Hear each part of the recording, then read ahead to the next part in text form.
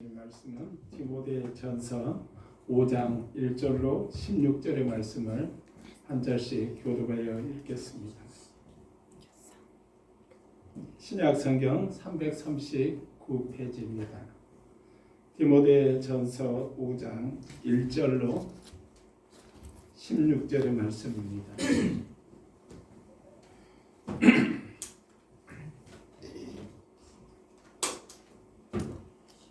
늙은이를 꾸짖지 말고 권하되 아버지에게 하듯 하며 젊은이에게는 형제에게 하듯 하고 늙은 여자에게는 어머니에게 하듯 하며 젊은 여자에게는 온전히 깨끗함으로 자매에게 하듯 하라.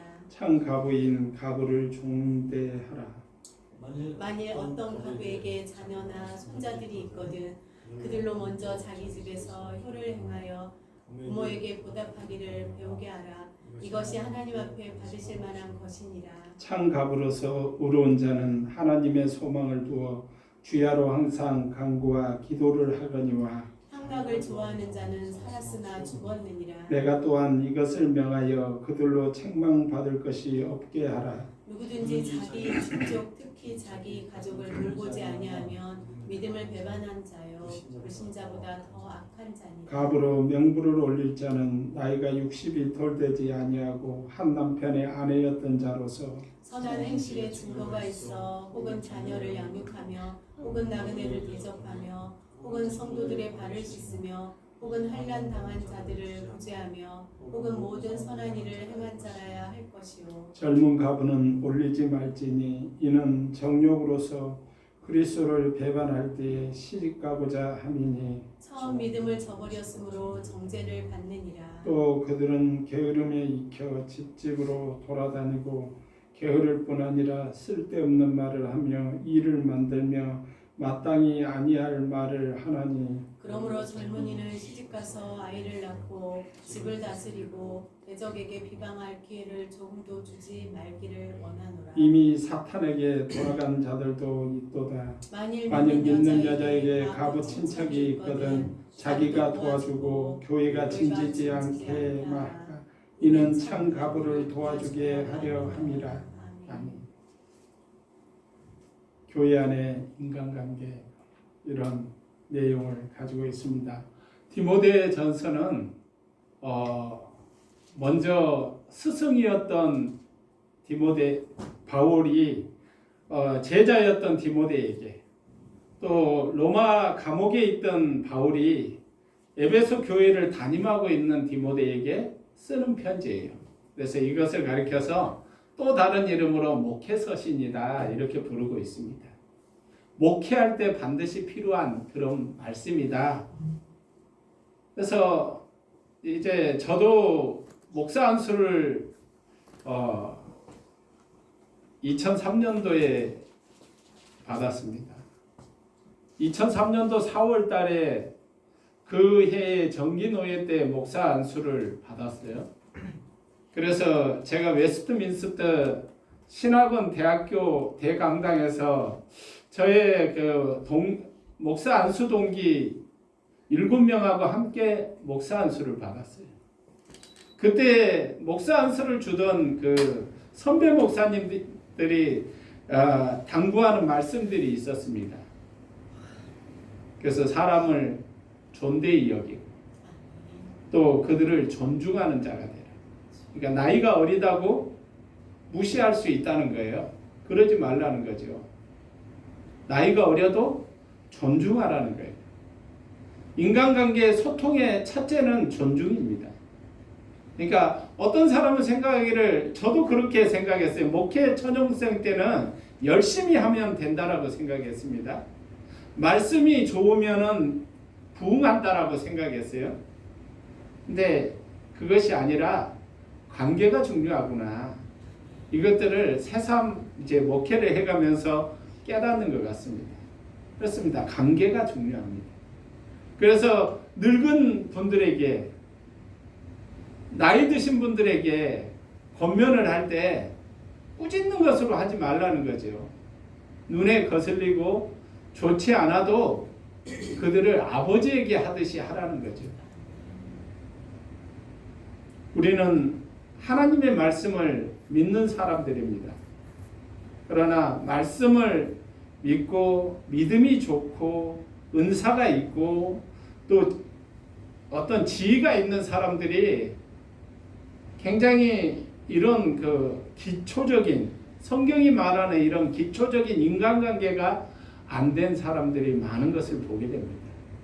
우월감을 가질 수도 있다는 사실이에요. 특별히 목사된 자로서 나는 목사니까 모든 것을 알고 있다라고 생각하는 사람들도 많이 있습니다.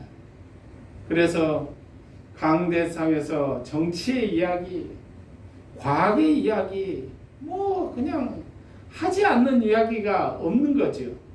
말씀만을 이야기해도 부족한 시간에 정치가 무슨 의미가 있습니까? 우리는 하나님 나라에 속한 자들입니다. 세상 나라에 물론 살고 있지만은 하나님 나라를 바라보는 자들이에요. 진보다 보수다? 그것이 의미가 있는 것이 아니에요. 그래서 하나님 안에서 우리는 잊지 말아야 됩니다.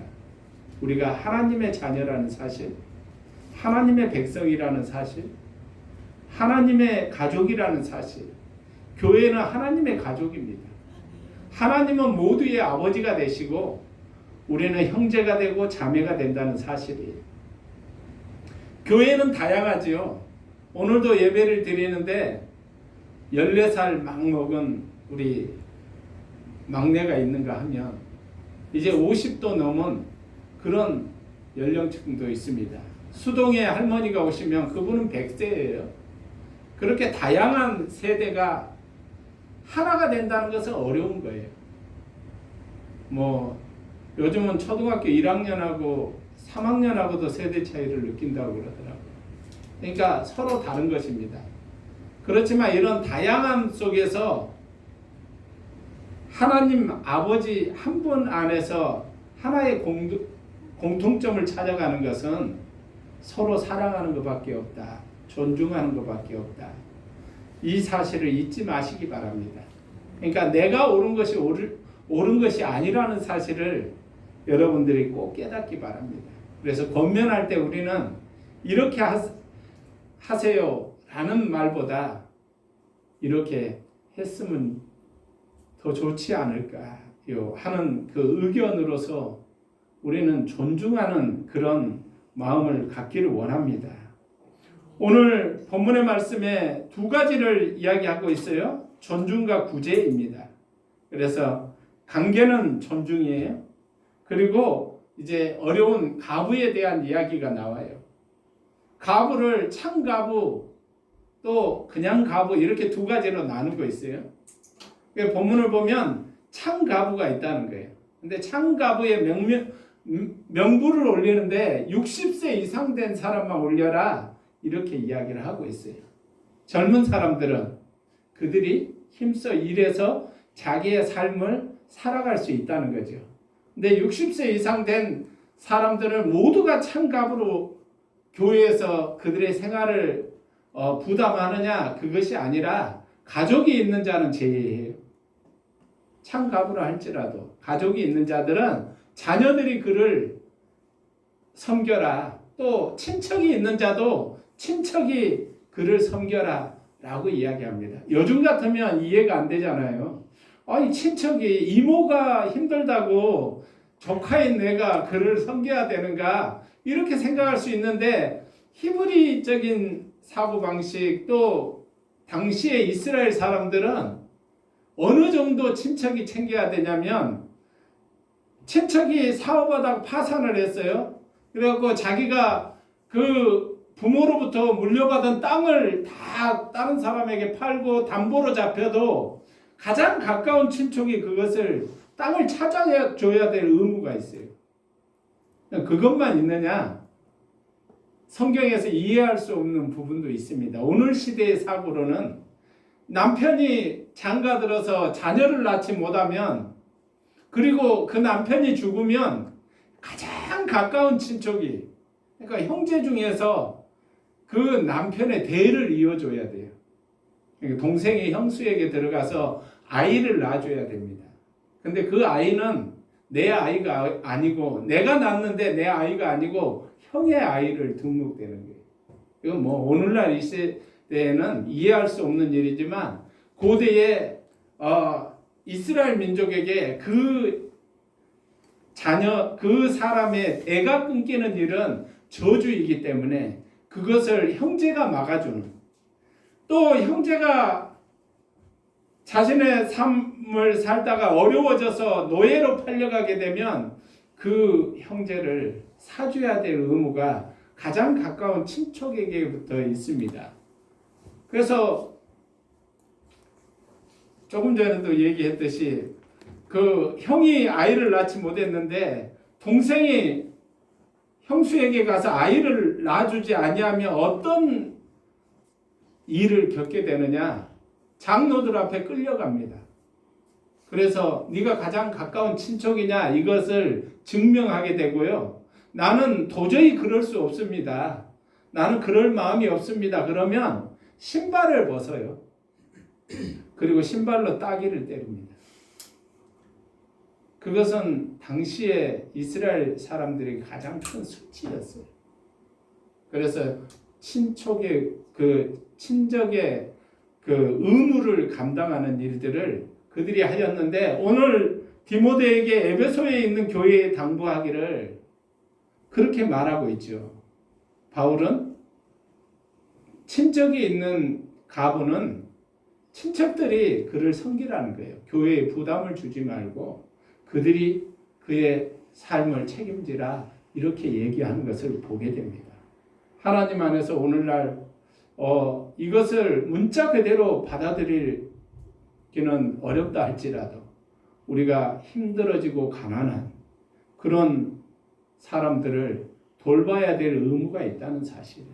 남편을 먼저 보내고 힘들게 살아가는 그런 노동력도 없고 또 삶도 힘든 그런 분들을 교회가 도운 것처럼 오늘 이 시대의 교회가 그런 일에 대해서 더 말씀적으로 살고 말씀 안에서 새로워지는 우리 모두가 되어야 될 줄로 믿습니다.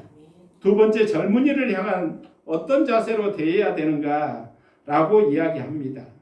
그래서 우리에게 1절과 2절을 우리가 함께 다시 읽어보겠습니다. 늙은이를 꾸짖지 말고 구원하되 아버지에게 하듯 하며 젊은이에게는 형제에게 하듯 하고 늙은 여자에게는 어머니에게 하듯 하며 젊은 여자에게는 온전히 깨끗함으로 자매에게 하듯 하라. 이렇게 설명하고 있어요. 그래서 이 세대에서 어떤 젊은 여자를 대할 때에 조심해라는 거죠. 유혹을 받지 않도록 조심하라는 거죠. 어떤 성적인 문제가 생기지 않도록 거리를 두라는 거죠. 그들에게 관심을 갖되 어떤 육체적인 관심을 갖지 말라는 거예요. 그래서 형제 자매로서 존중하라 라는 이야기를 합니다. 예전에 제가 어렸을 때, 젊었을 때는 그때 교회를 또 다른 이름으로 불렀어요. 그래서 교회를 연애당이라고 불렀습니다. 왜냐하면 청년들, 학생들이 뭐 그냥 엄격한 그런 유교적인 사회에서 교회에 오면 자연스럽게 같이 활동을 하고 찬양을 하고 봉사를 하고 같이 생활을 하다 보니까 뭐 사랑의 마음도 싹트고 그리 했겠죠.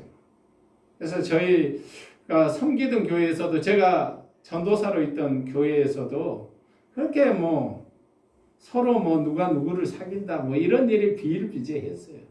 와, 누구를 좋아한다. 그래서 또 뭐 질투를 하기도 하고 싸우기도 하고 그렇게 하는 광경들을 보게 됩니다. 근데 성경은 말하기를 그런 것들에 대하여 조심하라는 거예요. 그렇습니다. 괜히 구설수에 오를 필요가 없다는 사실이에요. 우리가 아는 것과 같이 오늘날 코로나19 사태로 가장 많이 뉴스에 오르내리는 그러한 교회가 있었는데 그것은 신천지 교회라고 이야기합니다. 그 교회는 특별히 이만희라는 사람이 교주로 있어요.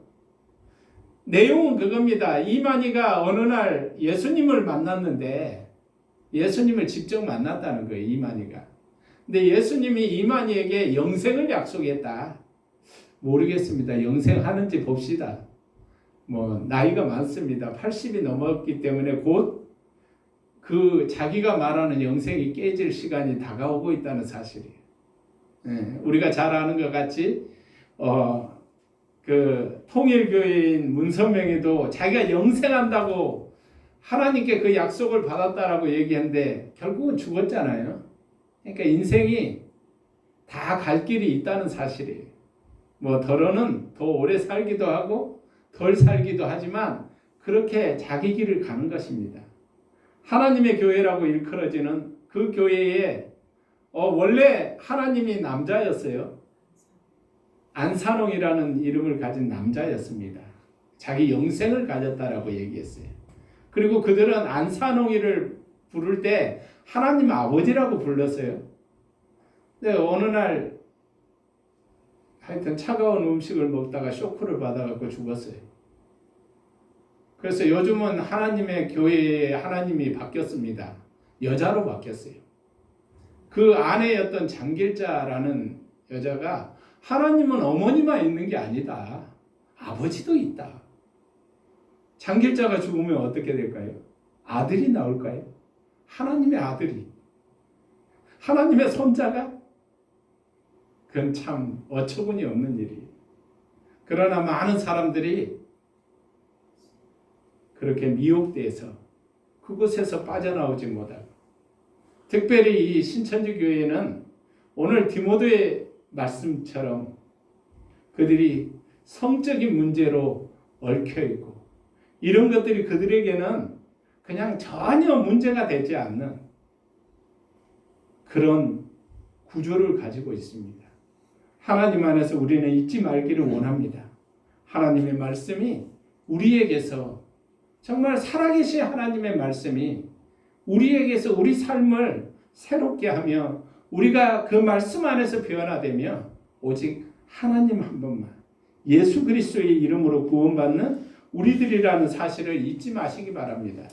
그래서 하나님은 약속하시기를 천하 인간에게 구원을 주신 것이 없다는 거예요. 오직 예수 그리스도만 우리의 구원자가 되신다. 안산홍의 이름으로 구원받지 않습니다. 이만희의 이름으로 구원받지 않아요. 정명석의 이름으로 구원받지 않습니다. 우리가 유병언이 세월호 사건으로 그 유명했던 구원파 그들의 이름으로 구원받지 않아요. 오직 예수 그리스도의 이름입니다. 그래서 예수 그리스도를 믿고 그분으로 말미암아 우리가 새로워져야 된다는 사실을 잊지 마시기 바랍니다. 5절을 다시 읽습니다. 4절 말씀을 읽어보겠습니다. 시작. 만일 어떤 가부에게 자녀나 손자들이 있거든 그들로 먼저 자기 집에 효를 행하게 하여 부모에게 보답하기를 배우게 하라. 이것이 하나님 앞에 받으실 만한 것이니라. 16절 같이 읽습니다. 만일 믿는 여자에게 가부 친척이 있거든 자기가 도와주고 교회에 짐지지 않게 하라. 이는 참가부를 도와주게 하려 함이라. 먼저 여러분들에게 말씀드린 대로 돕는 문제를 누가요? 가족이 먼저 감당한다는 거예요. 그리고 교회는 정말 도울 수 없는 사람들, 그런 분들을 돕는데 여기에도 기준이 있습니다. 그는 나그네를 대접 잘한다. 이 나그네는 순회 전도자들을 이야기하는 거예요. 당시에는 우리나라 초대교회도 그랬습니다. 우리나라에 70년대, 60년대 교회는 50년대, 40년대 교회는 교회는 많은데 목회자가 많지 않았어요. 지금은 그런 현상이 부대에 있어요. 부대에. 목사님들, 군의관들은, 군 사역자들은 많지 않는데 교회에는 부대마다 있다는 거죠. 그래서 군종병들이 예배를 인도하기도 하고 그런 대대 병력 안에 큰 교회들은 그렇게 군 사역자들이 있는데 그렇지 않는, 그래서 외부에서 들어와서 예배를 인도하고 진행하는 그런 분들도 많이 있습니다. 어느 분이 그런 얘기를 하더라고요. 한국 교회에 목회지가 없는 분들이 군대에 가서 사역을 하면 좋을 텐데 그것도 뭐 그들에게 기름값을 제공한다든가 헌금을 드린다든가 이것이 잘 되지 않기 때문에 그들이 이익이 되지 않기 때문에 그곳에 가서 헌신하지 못한다는 거예요. 군 사역에 오랫동안 헌신하다가 지금 태국에 선교사로 있는 전승준 목사님은 그 부분을 늘 안타깝게 생각했어요. 그래서 노예 안에서 사역지가 없어진 그런 분들에게 어느 부대로 내가 소개해 줄 테니까 가세요. 근데 사역은 하려고 하는데 어디 가서 담임 목사는 하려고 하는데 그렇게 젊은이들을 위해서 군대에 가서 섬기는 일을 하지 않는 것을 보게 됩니다. 오늘 특별히 이 디모데에게 편지를 쓰는 이 바울의 심정을 우리는 알아야 됩니다. 당시에 디모데의 나이가 여러분 혹시 알고 계세요? 바울이 이 편지를 쓸 때 디모데의 나이가 몇 살이었는지 20대에서 많아야 30대 초반이었다는 거예요. 그래서 20대 젊은 나이로서 에베소라는 그 교회에 큰 그 교회의 담임 목사를 하러 가는 디모데에게 바울은 여러 가지 염려가 있었다는 거죠. 그래서 네가 말씀을 가르칠 때 네 연소함 때문에 업신여김을 받지 않도록 하나님의 말씀을 정진하라 라는 부탁을 했을 뿐 아니라 오늘 이렇게 늙은 사람들에게 말하기를 가르친다고 해서 가르치는 마음으로 하지 말고 아버지에게 아들이 하듯이 그들을 존중하면서 얘기해라. 또 나이 많은 가부인 그 늙은 가부들에게 어머니에게 하듯이 네가 하면 좋은 관계를 회복하게 될 것이라. 그걸 통하여서 좋은 부흥이 교회 안에서 일어날 것이라. 여러분 어떻습니까? 오늘 4절 말씀에 너희가 효를 다하라 이 말이 원문에는 무슨 의미인지 아십니까? 경배하라는 경배. 예배하라는 거예요. 예배.